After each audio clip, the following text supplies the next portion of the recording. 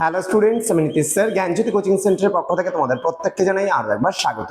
তো স্টুডেন্টস, আজকে আমি তোমাদের সঙ্গে আলোচনা করব এনইপি 4 ইয়ার আন্ডার গ্র্যাজুয়েট প্রোগ্রামের অধীনস্থ যে সমস্ত ছাত্রছাত্রীরা গৌড়বঙ্গ বিশ্ববিদ্যালয়ের অধীনস্থ বিভিন্ন কলেজগুলিতে পড়াশোনা করছো তাদের জন্য কিন্তু আজকের এই ক্লাসটি ভীষণ গুরুত্বপূর্ণ। তার কারণ মাইনর টু হিস্ট্রি আজকে আলোচনা করবো সেকেন্ড সেমিস্টারের। যারা ফার্স্ট টাইম আমাদের ইউটিউব চ্যানেলে ভিডিওটি দেখছে তারা অবশ্যই চ্যানেলটিকে সাবস্ক্রাইব করে পাশে থাকা বেল আইকন অল প্রেস করে দেবে, যাতে নেক্সট টাইম থেকে কোনো ভিডিও আপলোড করলে তার নোটিফিকেশন তুমি সবার আগে পেতে পারো। তো আজকের আলোচনার বিষয় আমাদের ষোড়শ মহাজন পদ। অনলাইনে তোমরা যদি পড়তে চাও, আমাদের ক্লাসে জয়েন করতে চাও, যোগাযোগ করো আমাদের অফিসিয়াল নাম্বার 7076398606 নাম্বারে অথবা 6295916282 নাম্বারে তোমরা চাইলে সরাসরি যোগাযোগ করতে পারো। তো দেরি না করে আজই যোগাযোগ করো আমাদের সঙ্গে। চলো শুরু করছি আজকের ক্লাসটা। দেখো, প্রথমত আমরা জেনে নেব জনপদ থেকে মহাজন পদ কি করে এলো। জনপদ, জন মানে মানুষ, পদ মানে পা, অর্থাৎ মানুষ যেখানে থাকে সেই জায়গাটাকে আমরা বলি জনপদ। তাহলে এখানে জনপদ কি বলছে? প্রাচীন ভারতীয় সাহিত্যে জনপদ বলতে প্রধানত জনবসতি সম্পূর্ণ কৃষি এলাকাকে বোঝানো হতো। কালক্রমে এই জনপদগুলোর অর্থ দাঁড়ায় কোনো নির্দিষ্ট ভূখণ্ডে একটি স্থায়ী রাজনৈতিক বা সামাজিক শক্তির সংগঠন উপস্থিতি।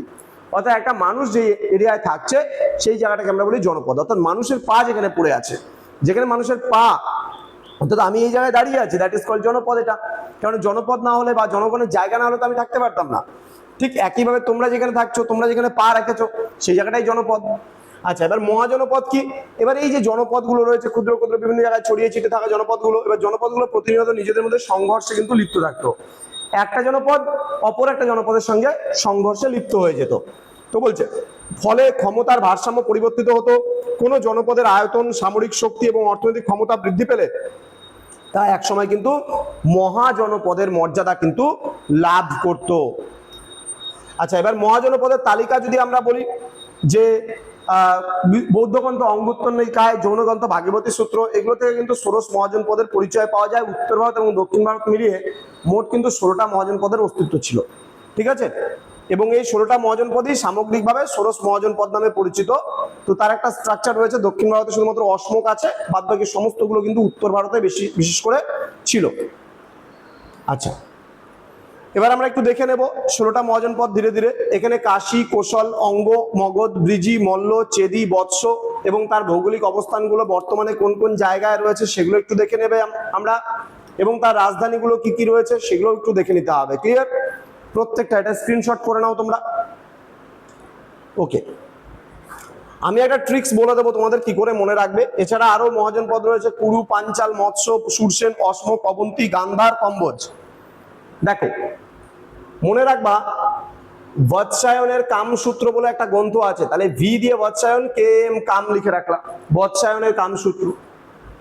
জিওগ্রাফি একটা টার্ম জিপিএস আছে, গ্লোবাল পজিশনিং সিস্টেম, তুমি জানো, একটা সি লাগিয়ে দিবা লাস্টে। এবার কি করে দাও, কে দিয়ে 4টা নাম আছে: কাশী, কোশল, কুরু, কম্বোজ। এতে 3টা আছে: অবন্তী, অঙ্গ, অশ্মক। এম তে 3টা আছে: মগধ, মৎস্য, মল্ল। ভি দিয়ে 2টো আছে: ব্রিজি, বৎস। আর এখানে যা কিছু আছে সব একটা একটা করে। জি দিয়ে গান্ধার, পি দিয়ে পাঞ্চাল, এস দিয়ে সুরসেন, সি দিয়ে চেদি। এই 16টা মহাজনপদের নাম মনে রাখা খুব easy. V for Vatsyayan, Vatsyayan একটা গ্রন্থ লিখেছে, তার নাম হচ্ছে কামসূত্র, কামসূত্র কে এম কাম লিখে দাও। ভূগোলের একটা টার্ম তোমরা সবাই জানো, জিপিএস, গ্লোবাল পজিশনিং সিস্টেম, সেখানে একটা সি লাগিয়ে দাও। দেখবা ষোড়শ মহাজনপদের 16টার নাম রেডি। কে দিয়ে 4টা: কাশী, কোশল, কুরু, কম্বোজ। এ দিয়ে 3টা: অবন্তী, অঙ্গ, অশ্মক। এম দিয়ে 3টা: মগধ, মৎস্য, মল্ল। ভি দিয়ে 2টা: ব্রিজি, বৎস। জি দিয়ে গান্ধার, পি দিয়ে পাঞ্চাল, এস দিয়ে সুরসেন, সি দিয়ে চেদি। বাস কমপ্লিট।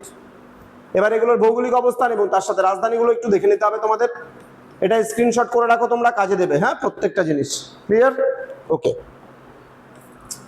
তো এবার শাসন এবং অর্থনৈতিক ভিত্তির ব্যাপারে আমরা একটু জেনে নেব। যেই মহাজনপদগুলো শাসন, যে ষোড়শ মহাজনপদ, 16টা রাজ্য ছিল, 16টা মহাজনপদ ছিল, এদের কি কি ভৌগোলিক শাসন এবং অর্থনৈতিক ভিত্তির কথা আমরা একটু দেখব। তো শাসন ব্যবস্থার বিভাজনের কথা যদি, বিভাজন মানে কি? বন্টন। মনে করো আমি একা পড়াতে পারছি না, তাহলে আমি কি করব? আমার ক্ষমতাটা বা আমার টিচিং যে কাজটা আছে সেটা আমি অন্য কারোর মধ্যে ডিস্ট্রিবিউট করে দেবো। তো বিভাজন মানে ডিস্ট্রিবিউট করা। তো বলছে অধিকাংশ মহাজনপদের রাজতান্ত্রিক শাসন চালু থাকলেও ব্রিজি এবং মল্লের মতো কিছু রাজ্য ছিল অরাজতান্ত্রিক, গণসংঘ বা প্রজাতন্ত্র ছিল। তাহলে ব্রিজি আর মল্ল ছাড়া বাদ বাকি সবগুলোতে মোটামুটি রাজতান্ত্রিক ছিল, বাকি এখানে ছিল প্রজাতান্ত্রিক। যেমন আমাদের ভারত একটা গণপ্রজাতন্ত্রী দেশ, সেম থিং। এবার আহত মুদ্রার প্রচলন। বলছে আহত মুদ্রার প্রচলন বলতে খ্রিস্টপূর্ব ষষ্ঠ শতকে প্রথম রৌপ্য ও তাম্র মুদ্রা, যেটাকে আহত মুদ্রা বলছি আমরা, এর প্রচলন শুরু হয়, যা বাণিজ্যের ব্যাপক প্রসার ঘটিয়েছিল মহাজনপদগুলোর মধ্যে। দেন কৃষি ও শিল্পের বিকাশের কথা আমরা বলবো। বলছে লোহার লাঙ্গলের মাধ্যমে কৃষি বিপ্লব এবং লোহা আকরিকের সহজলভ্যতা যুদ্ধাস্ত্র এবং হাতিয়ার নির্মাণে কিন্তু বিপ্লব এনেছিল। ঠিক আছে, এবার আধিপত্যের যে চতুরঙ্গ সংগ্রাম, সেখানে আমরা দেখব কৌশল এবং বৎস, উত্তরাপথ, বাণিজ্য পথ এবং উর্বর গাঙ্গেয় সমভূমির ওপর নিয়ন্ত্রণ প্রতিষ্ঠা করতে কৌশল ও বৎস নিজেদের সাম্রাজ্য বিস্তারে তৎপর ছিল। অবন্তীর কথা যদি বলি, মধ্য ভারতের শক্তিশালী অবন্তী রাজ্য উজ্জয়িনীকে কেন্দ্র করে লোহার খনিগুলির ওপর অধিকার প্রতিষ্ঠা করে এক বিরাট সামরিক শক্তি গড়ে তোলা হয়েছিল। দেন মগধের কথা যদি বলি, পূর্বে গঙ্গা এবং সোন নদীর তীরে অবস্থিত মগধ তার অজেয় সামরিক শক্তি এবং রাজনৈতিক কূটনীতির মাধ্যমে চূড়ান্ত বিজয়ের জন্য অগ্রসর হয়েছিল। এবার মগধের চূড়ান্ত বিজয়ের কথা যদি বলি আমরা, চার শক্তির প্রতিদ্বন্দ্বিতা, এখানে বলছে আর্যাবর্তে শ্রেষ্ঠত্ব অর্জনের উদ্দেশ্যে কৌশল, বৎস, অবন্তী, মগধ এই চারটি প্রধান শক্তি দীর্ঘস্থায়ী সংঘাতে কিন্তু লিপ্ত ছিল। দেন সর্বভারতীয় রূপরেখার কথা যদি বলি, শেষ পর্যন্ত মগধ রাজনৈতিক দূরদর্শিতা, রণকৌশল ও সম্পদের প্রাচুর্যতার কারণে অন্য তিনটি শক্তিশালী রাজ্যকে পরাস্ত করে জয়লাভ করেছিল। এই জয়ের ফলে প্রাচীন ভারতে প্রথম একটি একক এবং সুসংহত সর্বভারতীয় সাম্রাজ্যের প্রতিষ্ঠা হয়েছিল এই মগধকে কেন্দ্র করে। এবার মগধের উত্থানের বেশ কিছু কারণ রয়েছে, এটাও পরীক্ষায় আসে কিন্তু তোমাদের। মগধের উত্থানের কারণটাও খুব ভালো করে পড়তে হবে। মগধের উত্থানের কারণ যদি বলি, ভৌগোলিক নিরাপত্তার কথা আমাদের বলতেই হয়। চারদিক দিয়ে ঘেরা ছিল বিভিন্ন নদীর মধ্যে।